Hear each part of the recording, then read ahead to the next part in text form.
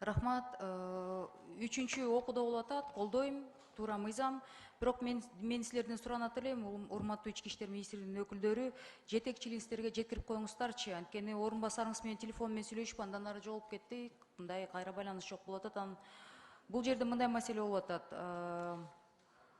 Улица Тыныстанова, анан улица Жумабектин кесилишинде, видимо, для охраны атайы деген бир немелерди пост коюп турсуңар да, но в виде контейнера.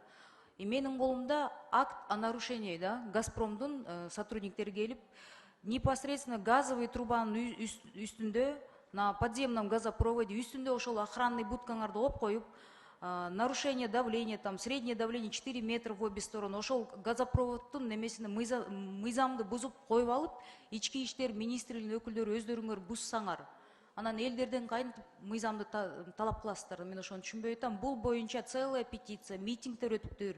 Ошол жакта жашагандар эл каршы чыкса дагы милиция тоготпой, жок биз силерди наоборот кайтарабыз деп, бирок өздөрү мыйзамды бузуп койгон будкаларындагы жанакы постовойлордун эмелерин, контейнерлерин кандай чолуп калат деп элдер мага кайрылып атат. Өздөрү мыйзамды бузуп атышат. Прямое нарушение дейт. Охранный зонада прямо над газовой трубой среднего давления.